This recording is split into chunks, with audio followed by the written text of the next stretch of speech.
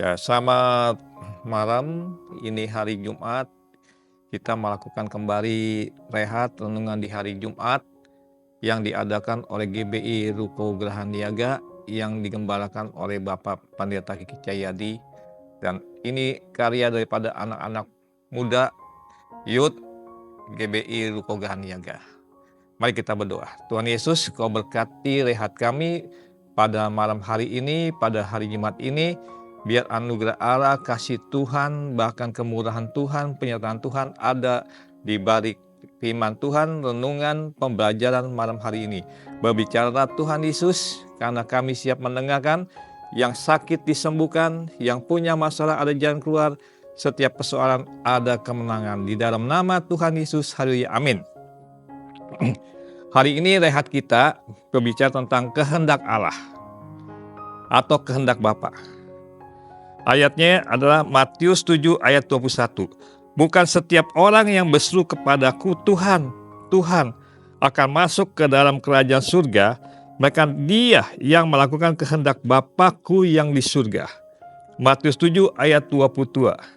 Pada hari terakhir banyak orang akan berseru kepadaku, Tuhan, Tuhan, bukankah kami bernubuat demi nama-Mu dan mengusir setan demi nama-Mu dan mengadakan banyak mujizat demi nama-Mu juga. Kita tahu Bapak Ibu sekalian yang dikasih nama Tuhan Yesus, bukan orang yang berseru-seru Tuhan, Tuhan akan masuk ke dalam kerajaan Allah, tetapi mereka yang melakukan kehendak Allah. Di sini kata pengertian daripada bukan orang yang berseru-seru Tuhan, Tuhan mempunyai pengertian yang sangat dalam, yang sangat luar biasa. Yang berarti kita seakan-akan lebih hebat, lebih rohani, lebih memiliki karunia-karunia yang luar biasa daripada orang lain. Sehingga kita berkata, Tuhan, Tuhan, Tuhan, sama seperti bangsa Yahudi di padang pasir. Dia berkata, Tuhan, Tuhan, memanggil nama Tuhan dengan sia-sia. Sehingga Tuhan memberikan hukum Taurat kepada Musa. Jangan menyebut nama Tuhan Allahmu dengan sia-sia. Wah, ini luar biasa perkataan ini, saudara. Dan seakan-akan kita pun juga, saudara. Kita berkata, Tuhan, Tuhan, Tuhan. Ini memberikan gambar kita sedang membela Tuhan. Padahal Bapak Ibu saudara sekalian, bukan kita yang membela Tuhan, tetapi Tuhan yang membela kita. Ada ayat yang sangat bagus, saudara, yang ditekankan oleh Rasul Paulus, saudara kita, saudara, bahwa Tuhan yang bela kita. Ada Roma 12 ayat 19. Saudara-saudaraku yang kekasih, janganlah kamu sendiri menuntut pembalasan, tetapi berikanlah kepada muka Allah, sebab ada tertulis, pembalasan itu ada hakku, haknya Tuhan, saudara. Akulah yang akan menuntut pembalasan firman-Nya. Firman-Nya, saudara, pembalasan itu hak Tuhan. Makanya Bapak Ibu sekalian, pembalasan itu bukan haknya kita, tapi haknya Tuhan. Maka kita itu nggak usah, wah, seakan-akan kita lebih hebat daripada yang lain. Wah, karunia saya lebih hebat yang lain. Pembelajaran saya lebih hebat yang lain. Pengajaran saya lebih hebat daripada yang lain, saudara. Padahal, saudara, itu seakan-akan kita sedang membela Tuhan. Tuhan gak mau, saudara. Tuhan yang bela kita, saudara. Pasti menekankan lagi dalam 2 Tesalonika 1 ayat 8. Dan mengadakan pembalasan terhadap mereka yang tidak mau mengenal Allah dan tidak mentaati Injil Yesus Tuhan kita, saudara. Ibrani 10 ayat 30. Sebab kita mengenal Dia yang berkata, pembalasan adalah hakku, aku yang akan menuntut pembalasan. Dan lagi, Tuhan akan menghakimi umatnya, saudara. Waduh, luar biasa, saudara, ini ayat, saudara. Dan ada kata-kata yang kedua, saudara. Bukan orang yang berseru Tuhan, Tuhan, tetapi orang yang melakukan kehendak Allah. Kehendak Allah, saudara. Kalau bicara kehendak Allah ini sangat luas, saudara. Yang berarti apa? Bukan keinginan kita yang kita harus jalanin. Bukan kemauan kita yang kita harus jalanin. Bukan pengajaran kita yang kita harus tekankan, saudara. Tetapi kemauan, pembelajaran, bahkan kehendak yang Allah berikan kepada kita. Yang pada hari ini, dan lihat ini, pada hari Jumat ini, saya menekankan kehendak Allah salah satunya adalah dewasa dalam pengajaran yang benar. Dewasa dalam pengajaran yang benar. Yang bukan menyesatkan. Bukan yang membuat kita masuk ke neraka. Bukan membuat kita susah. Tetapi saudara, dewasa dalam pengajaran yang benar tentang Kristus, tentang Tuhan kita, saudara. Ya. Sekarang pertanyaannya, saudara, Bapak Ibu Saudara sekalian, pertanyaannya bagi kita, bagaimanakah sikap kita? Bagaimana sikap kita terhadap kehendak Allah? Dewasa rohani dalam pengajaran yang benar tentang Tuhan kita Yesus Kristus. Yang pertama, Bapak Ibu sekalian, kita harus yakin Tuhan tetap sama, dulu, sekarang, dan sampai selama-lamanya. Ibrani 13 ayat 8. Yesus Kristus tetap sama, baik kemarin maupun hari ini, dan sampai selama-lamanya. Amin. Yang pertama, kita harus yakin, Bapak Ibu sekalian, Tuhan kita tidak pernah berubah. Ya, dia 100% Allah. Dia 100% manusia, saudara.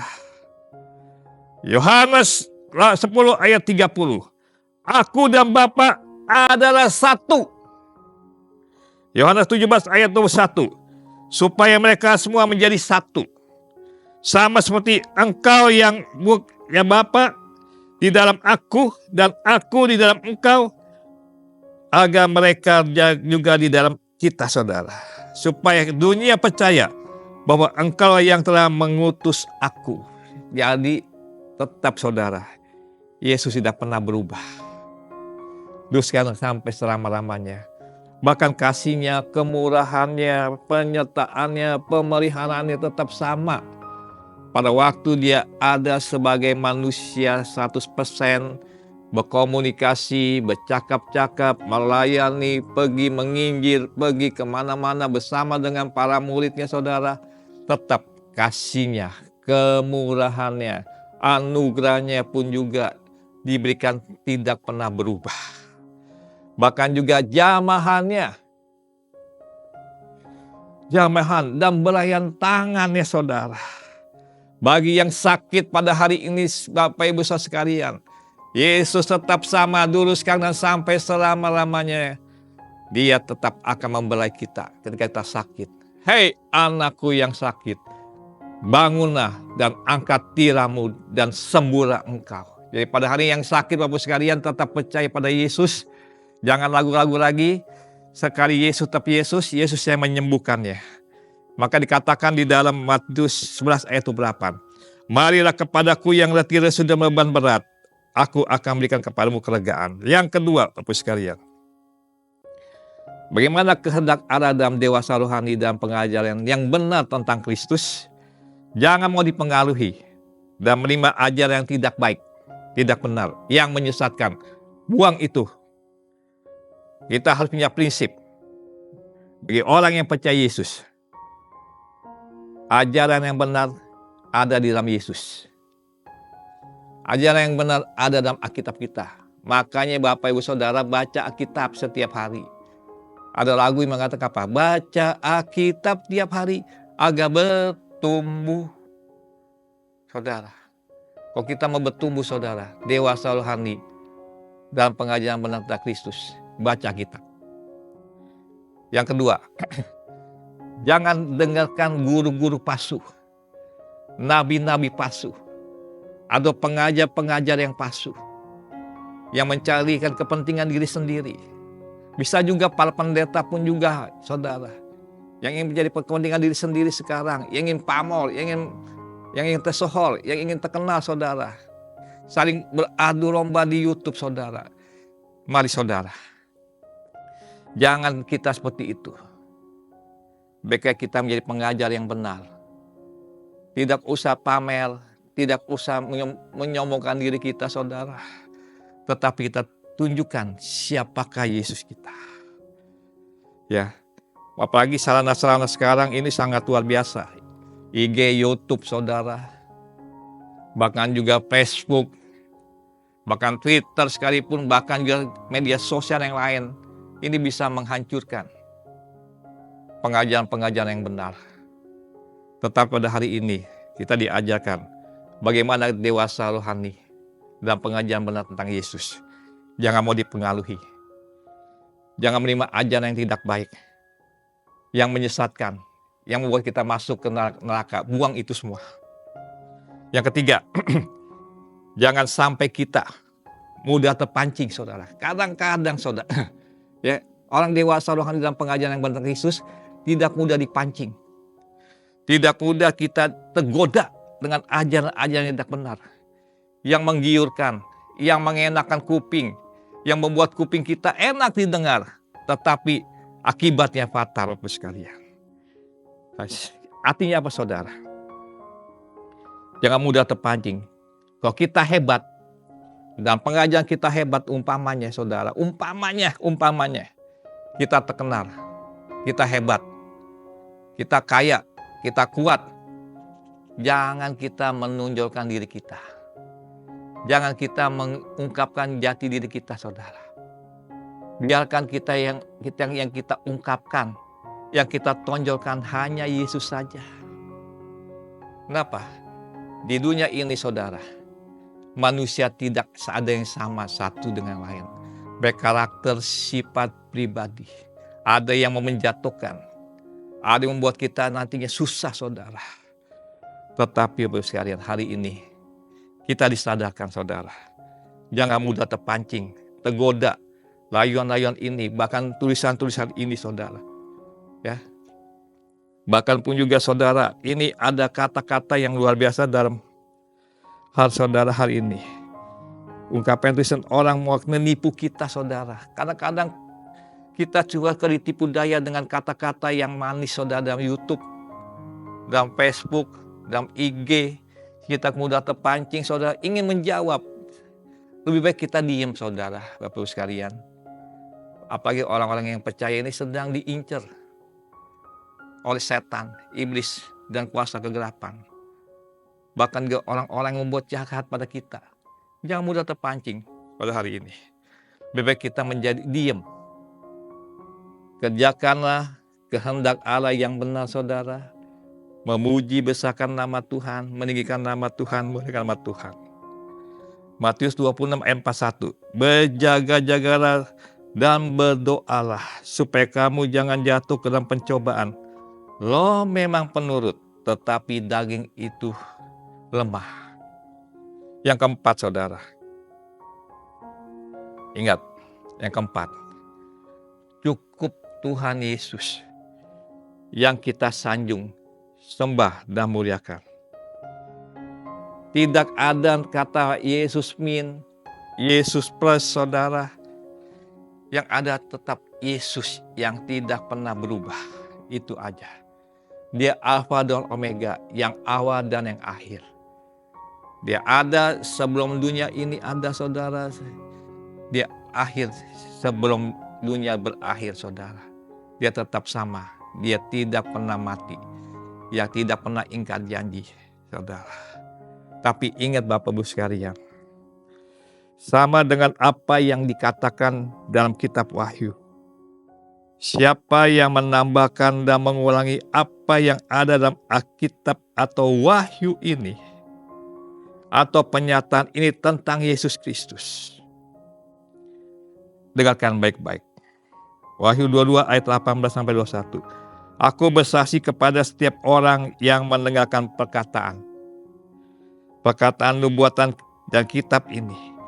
Jika seorang menambahkan sesuatu kepada perkataan-perkataan ini, maka Allah akan menambahkan kepadanya malapetaka yang tertulis dalam kitab ini. Dan jika seorang mengulangi sesuatu dari perkataan dari kitab nubuatan, maka Allah akan mengambil seperti yang tertulis di dalam kitab ini.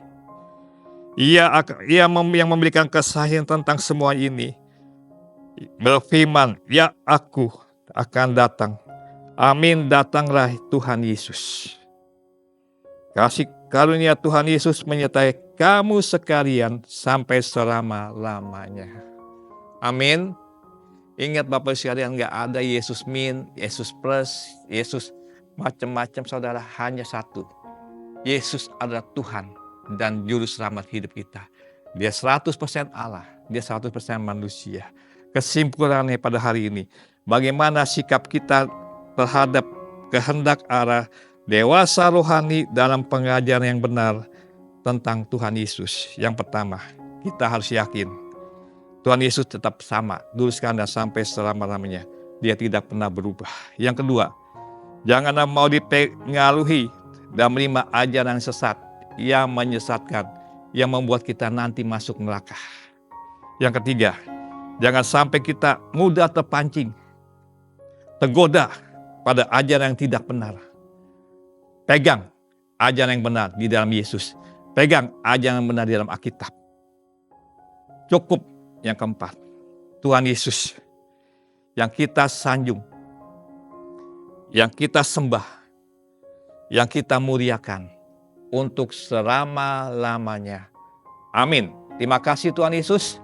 Kau telah berfirman, Kau telah mengajar hari yang terbaru Tuhan bagi hidup kami yang luar biasa di dalam hari ini, dan kami tetap percaya dan tidak terombang-ambing, bahkan terpengaruh dengan ajaran-ajaran sesat. Kami tetap dalam satu kata, kami tetap percaya bahwa Engkau ada dari dahulu sekarang sampai selama-lamanya.